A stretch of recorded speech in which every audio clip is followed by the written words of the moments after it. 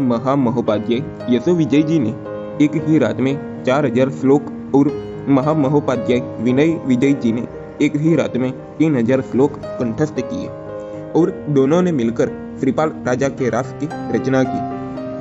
आइए हम सभी अरिहंत, सिद्ध, आचार्य, उपाध्याय, साधु, दर्शन, ज्ञान, चरित्र, तप इन 9 पदों की अद्भुत आराधना करें और अयंबेल की तपस्या के साथ 9 पद ओले की सुंदर आराधना करें। और अगर आपको श्री श्रीपाल मैणा रास सुंदर चित्र के साथ सुनना चाहते हैं तो 1 से 10 भाग में श्री श्रीपाल मैणा रास को सुंदर चित्र के साथ हमारी YouTube चैनल आयुष दोषी पर जाकर सुन सकते हैं। और हम यह श्री श्रीपाल मैणा रास 3 भाषा इंग्लिश, गुजराती और हिंदी भाषा में वीडियो बनाने जा रहे हैं, जिससे ज्यादा से ज्यादा लोग श्री श्रीपाल मैणा रास के बारे में जाने और समझें।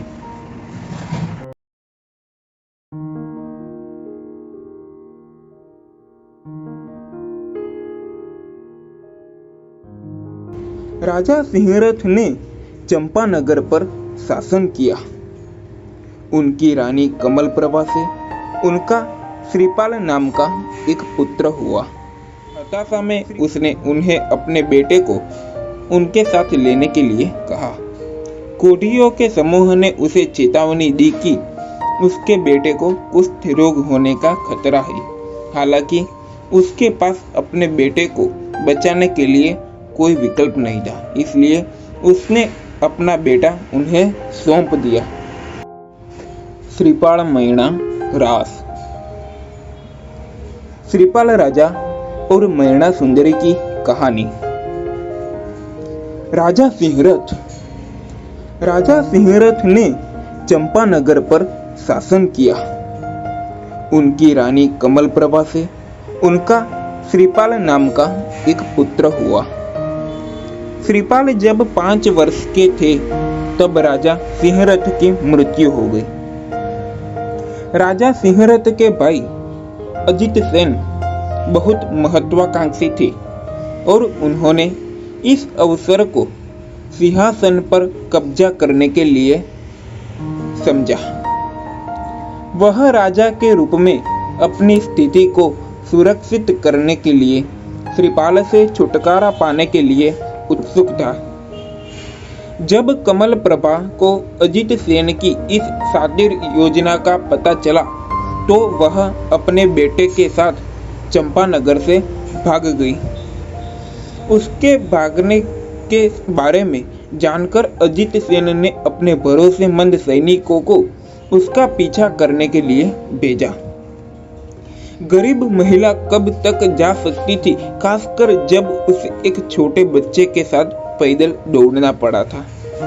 जैसे जैसे सैनिक करीब आते गए उसे समझ नहीं आ रहा था कि अपने बेटे को कैसे बचाया जाए। तभी उसने कोढ़ियों का एक समूह देखा। हताशा में उसने उन्हें अपने बेटे को उनके साथ लेने के लिए कहा। कोढ़ियों के समूह ने उसे चेतावनी दी कि उसके बेटे को कुष्ठ रोग होने का खतरा है।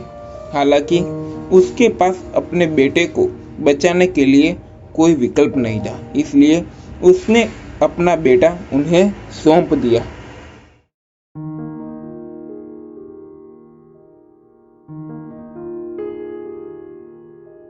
श्रीपाल बहुत ही रूपवान था।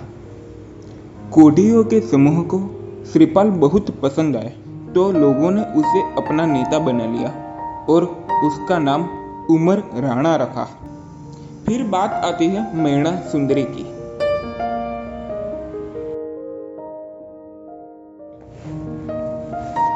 श्रीपाल बहुत ही रूपवान था। कोढ़ियों के समूह को श्रीपाल बहुत पसंद आया और उन्होंने श्रीपाल की बहुत देखभाल भी की। अंततः जिसका डर था वही हुआ। श्रीपाल को भी कुष्ठ रोग हो गया। जब वह युवा हुआ तो लोगों ने उसे अपना नेता बना लिया और उसका नाम उमर राणा रखा।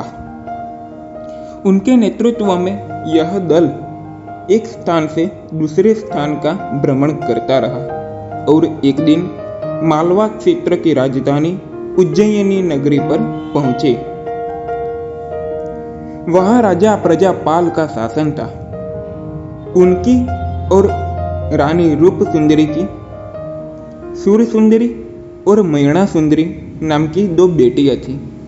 वे बहुत सुंदर और बुद्धिमान थे।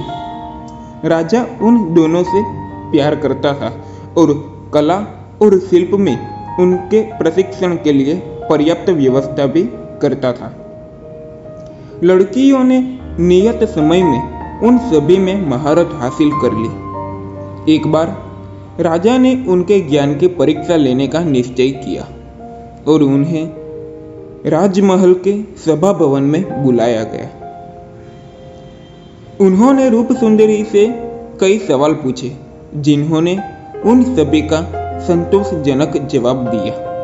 अंत में राजा ने उससे पूछा कि किसके पक्ष में उसे अपने सभी कौशल और सुख सुविधाएं और विलासिता प्राप्त हुई है।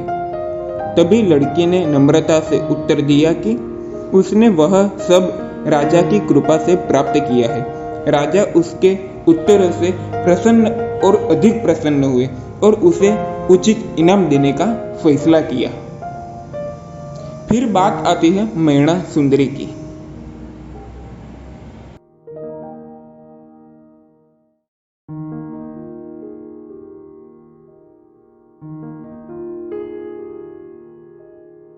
फिर उन्होंने मैणा सुंदरी से कई सवाल किए। उन्होंने भी उनके सभी सवालों का संतोषजनक जवाब दिया। तो उसके कर्म के कारण उसके भाग्य में जो कुछ भी लिखा जाता है वह मिलता है। आप स्वयं कुछ नहीं दे सकते हैं और नहीं ले सकते हैं। उसे जो कुछ भी मिला था वह उसके कर्मों का फल था। उन्होंने मैणा सुंदरी से कई सवाल किए। उन्होंने भी उनके सभी सवालों का संतोषजनक जवाब दिया। अंत में राजा ने उससे वही प्रश्न पूछा जो उसने सूर्य सुंदरी से पूछा था।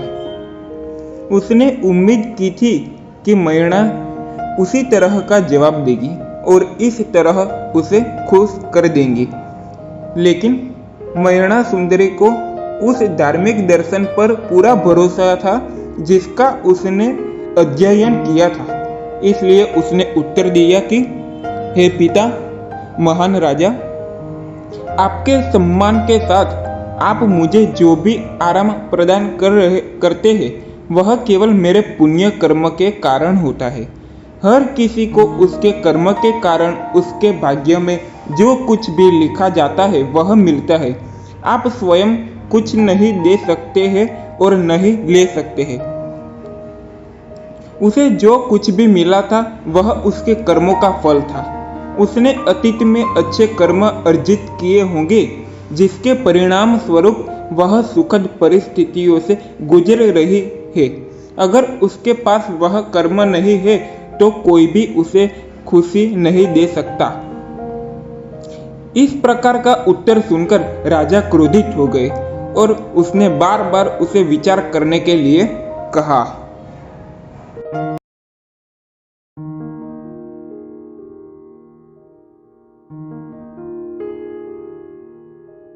राजा ने मैणा सुंदरी को बार बार विचार करने के लिए कहा, लेकिन इसलिए राजा ने उसे सबक सिखाने का एक कठिन तरीका अपनाया। उसने अपने सैनिकों से कहा कि हमारे उज्जैनी शहर में से सबसे कुरूप यानी कि सबसे बदसूरत आदमी को खोजा जाए और उसके साथ इसका विवाह किया जाए। मैणा सुंदरी को बार बार विचार करने के लिए कहा, लेकिन मैणा सुंदरी ने फिर से वही हट लगा दी। मैणा ने उत्तर दिया कि उसके बेटी के रूप में पैदा होने से लेकर उसकी वर्तमान स्थिति तक सब कुछ उसके अच्छे या बुरे कर्मों का परिणाम स्वरूप फल है और किसी को या किसी भी चीज से उसे कोई फर्क नहीं पड़ सकता है। राजा उसके इस अप्रत्याशित हट से क्रोधित हो गया और उसे विश्वास नहीं हो रहा था कि लड़की को उसके पक्ष के अलावा कुछ भी नहीं मिल सकता है। उसे विश्वास नहीं हो रहा था कि सब कुछ उसके अपने कर्मों के अनुसार होता है। इसलिए राजा ने उसे सबक सिखाने का एक कठिन तरीका अपनाया। उसने अपने सैनिकों से कहा कि हमारे उज्जैनी शहर में से सबसे कुरूप यानी कि सबसे बदसूरत आदमी को खोजा जाए और उसके साथ इसका विवाह किया जाए। और इसी समय एक 700 जना का कुष्ठ रोग का टोला आया था। उसमें उमर राणा था। लोगों ने उमर राणा को देखा और उसे दरबार में ले आए। राजा ने घोर तिरस्कार में तुरंत ही मयणा का विवाह उमर राणा से करवा दिया। उसने उन्हें कुछ बुनियादी चीजें और एक छोटा सा घर दिया और मयणा को उसके कर्म का फल भुगतने के लिए कहा। रूप सुंदरी रानी अपनी बेटी के जीवन में अचानक होने वाली घटनाओं से बहुत दुखी थी, लेकिन वह अपने पति की इच्छा के विरुद्ध नहीं बोल सकती थी। दूसरी ओर राजा ने उसके उत्तरों की सराहना में सूर सुंदरी के लिए एक उपयुक्त तलाश की और उसका विवाह शंखपुरी के राजकुमार अरिदमन से कर दिया।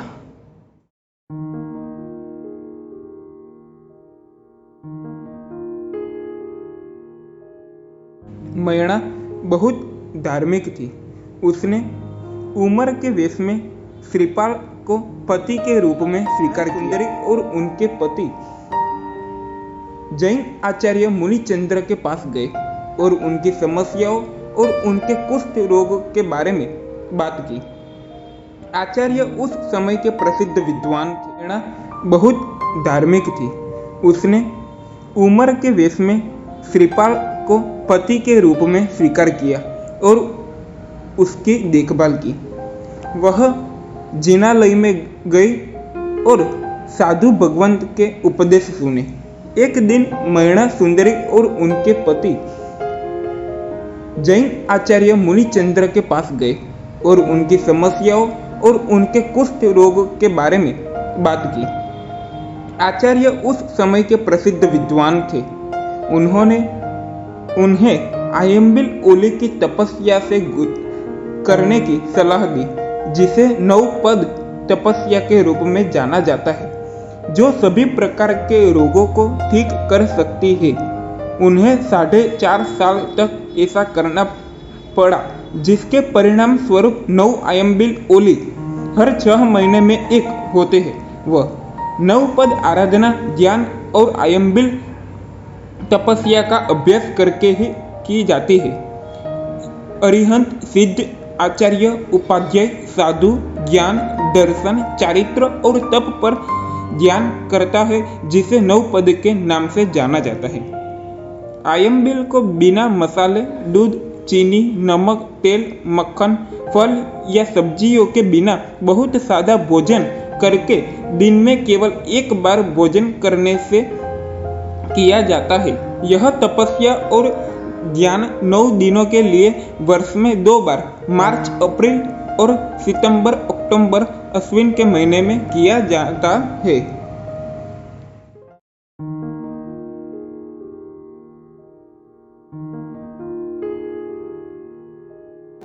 मयणा और श्रीपाल ने भक्ति पूर्वक 9 पद की पूजा और तपस्या को अपनी पूरी शक्ति के साथ मनाया। अब वह एक सुंदर राजकुमार की तरह लग रहा था। अनुसार मयणा और श्रीपाल ने भक्ति पूर्वक 9 पद की पूजा और तपस्या को अपनी पूरी शक्ति के साथ मनाया।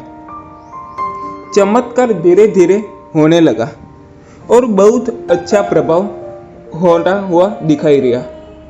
श्रीपाल का चर्म रोग धीरे धीरे मिटने लगा और समय के साथ साथ वह कुष्ठ रोग से पूरी तरह के ठीक हो गया और बीमारी के अनुबंध से पहले की त्वचा को फिर से प्राप्त कर लिया।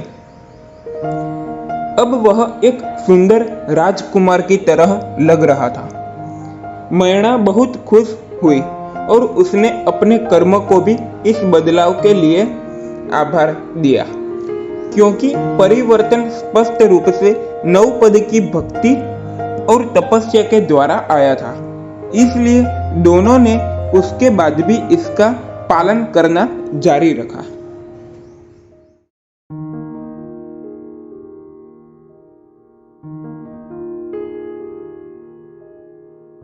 एक बार जब श्रीपाल और मैना जिनालय में प्रभु दर्शन कर रहे थे, तब रानी रूप सुंदरी ने उन्हें देखा।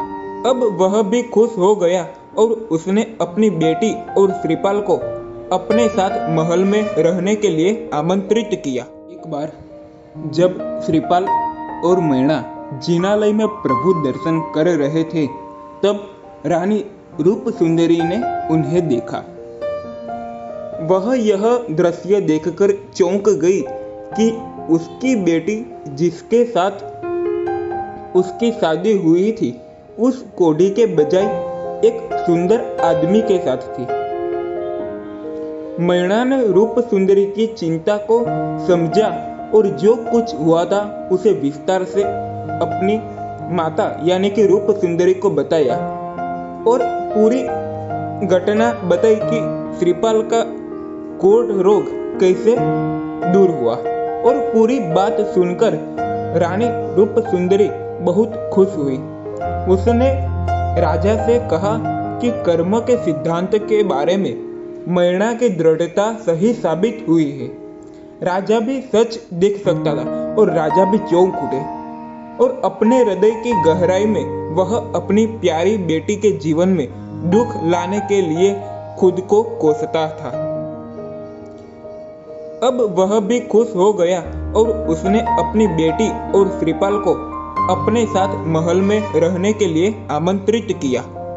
श्रीपाल की असली पहचान कि वो एक राजपुत्र है, वह भी सबके सामने आ गई और सौभाग्य से उनकी माँ महल में आई और उनके साथ रहने लगी।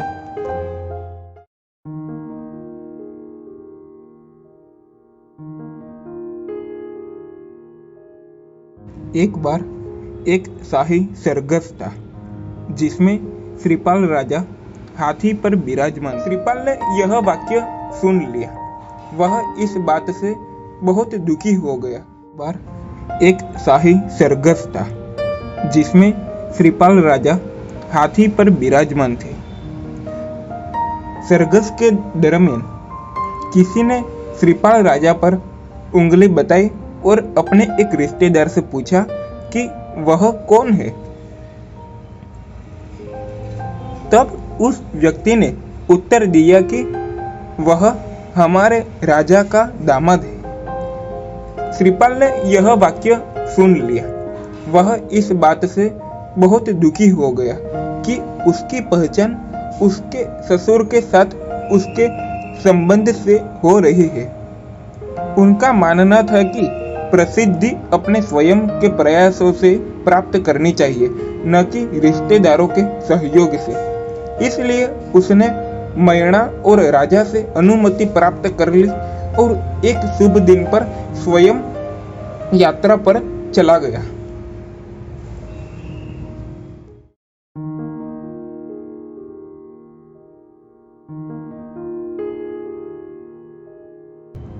उन्होंने नवपद के प्रति अपनी भक्ति को नहीं छोड़ा और उज्जयिनी के बाहर डेरा डाला।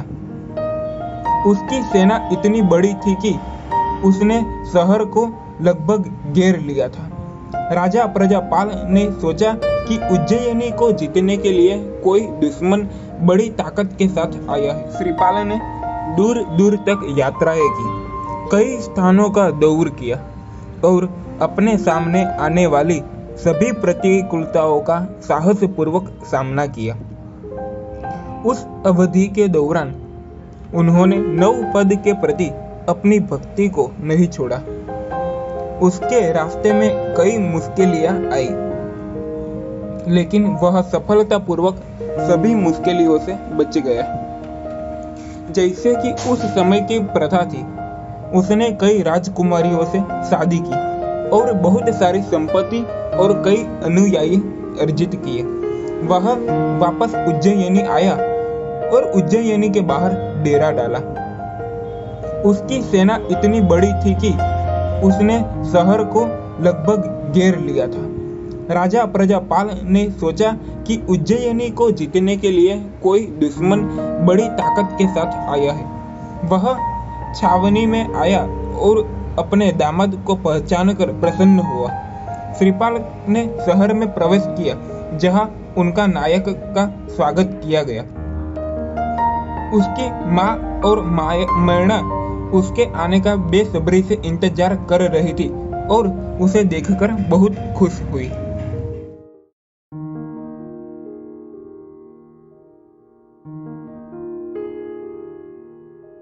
उसने चंपानगर के अपने मूल राज्य को वापस पाने का फैसला किया। इसलिए श्रीपाल ने अपनी विशाल सेना के साथ चंपानगर पर आक्रमण किया। श्रीपाल ने खुशी खुशी कुछ समय मैना सुंदरी के साथ बिताया, जो उसे सबसे प्रिय थी। फिर उसने चंपानगर के अपने मूल राज्य को वापस पाने का फैसला किया और उसने अपने चाचा अजित सेन को उस सिंहासन को छोड़ने के लिए एक संदेश भेजा, जिसे उसने जब्त कर लिया था। हालांकि अजित सेन को इसे छोड़ने का बहुत गर्व था, इसलिए श्रीपाल ने अपनी विशाल सेना के साथ चंपानगर पर आक्रमण किया। अजित सेन ने बहुत बड़ी कड़ी टक्कर दी, लेकिन हालांकि कठिन लड़ाई में अजित सेन को पकड़ लिया गया और चंपानगर को श्रीपाल ने अपने कब्जे में ले लिया। वह सांसारिक जीवन को त्याग देता है।